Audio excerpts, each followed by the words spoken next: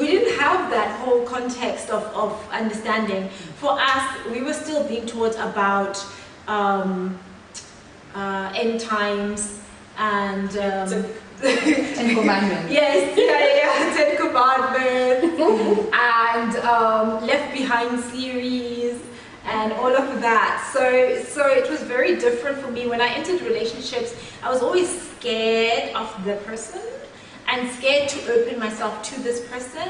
And then when I would open my heart to somebody, I'd always feel like rejected or just not, my needs are not being met in some other way. And I also didn't know how to articulate it. Like, I was in my early 20s and I didn't have the language. Like, now we have language about vulnerability and all the psychology is like part of our normal vocabulary, but we didn't have that at that time. And also, coming from a COSA background, you don't talk about mental health. So even if you wanted to go check out a therapist, you can't do that.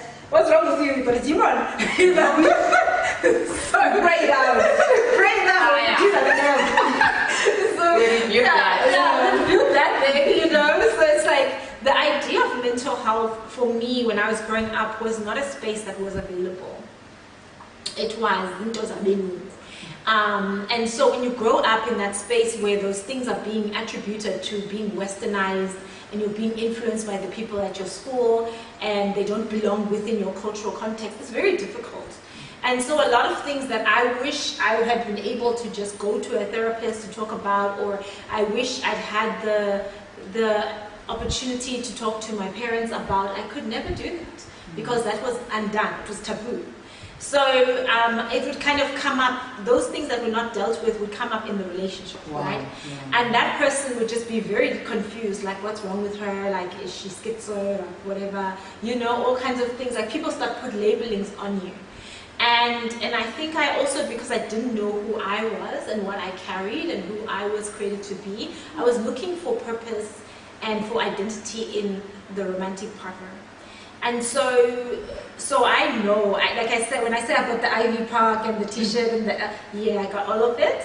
And it was only, you know, in the past 12 years where I've just been on this, like, just fast, where I've just been focusing on my relationship with God and, like, you know, here and there meeting people, but, like, still staying fully focused to God, that I've actually been able to come to a place of knowing who I am. And now that I know who I am, I'm excited for the day when I meet a healthy young man who knows who he is and has done the work. Come on to the young. Cuz! You better be young, girl. Cuz! You know! No grandpa from the gangster. Grandpa from the gangster shall prosper.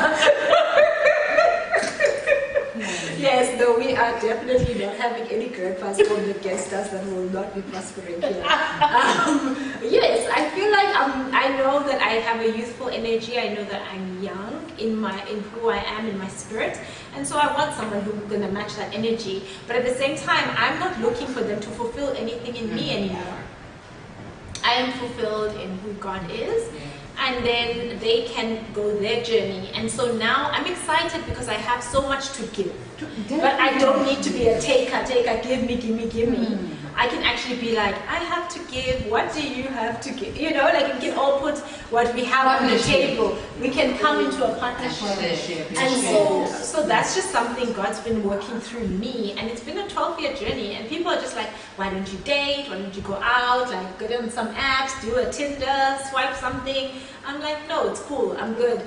I'm healing and I'm allowing God to prepare me and to refine me, and I'm going through that crucible of that fire, and I don't want to short circuit my healing by bringing somebody into my life and then I can't sustain it, you know? And I think that is so important, to actually know how to put your relationship with God first, so that when that romantic relationship comes, because it will come, obviously, you know, I'm amazing. Be out there. You're going to say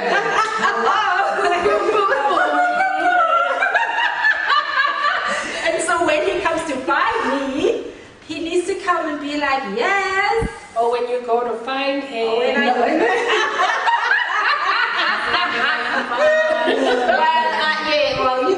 however it works, right? However it works. Whether it's me going somewhere and we find each other, or it's him coming here and finding me. God will do it. But I no longer, and I wrote this in my book, The Strength of a Real Woman, I no longer am seeking for somebody to fill something inside of me anymore. I am now ready to give something and to pour my life out to someone, and to do that in such a way in which we can both, like you said, Linda, come into that partnership. And so as a single, it's not seen, it's not done. Why aren't you going on dates? Why aren't you doing something? I'm like, no, it's cool, don't worry, you do you.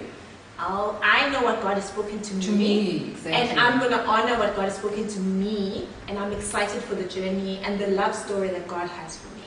Over to you, Linda. I think the bottom line is knowing who you are in Christ. It helps you to look forward to marriage in a healthy way. Yes. In a healthy way. So in my waiting, I'm waiting in a healthy way. Yes. I'm not waiting in a crying. Of course, it gets lonely. Obviously, it gets lonely. It does get lonely. It gets lonely. Let's be real. But we don't allow the loneliness to push us to make decisions. Amen. Yes. We don't allow the loneliness to take away what God is saying Yes. to us. To say, in the waiting, God has something for us. So He is preparing us for what He has prepared for us. In that maturity, in that process of being mature. In that process of being mature. Yes. Absolutely. And I also love what you touched on to talk about purpose. To say, like, as in the question is, who is man? Who are we? So that's our identity in Christ. And then, like, what are we created for? Yeah. What's our purpose? Yeah. So God cannot just create us to come and sit here and look cute. Of course, we look cute. And just look cute. Yeah. We look cute. But we look cute. We look cute doing kingdom business. Yes. We're looking cute doing kingdom business. Yes. So, like, as in, can we unpack, like, purpose? How have you, like, ladies, discovered your purpose, who you are, what you're doing here, your assignments? What are some of these assignments? Because I know you ladies have great assignments. Like, we've done crazy things in the world. We've pumped our cars, we've walked to people, prayed for people. God has given us words to say to people. So how have you been, like, navigating purpose? Because I think purpose journey is an amazing journey, especially if you're doing it among people that understand purpose. So how have you ladies been navigating purpose? KK, take it away, girl. For me, sometimes, for me, I'm good at I'm passionate about, like, motivating people. I always want to uplift people. Whenever someone is feeling down, I'll just take a call and just motivate them, because really sometimes it can be very hard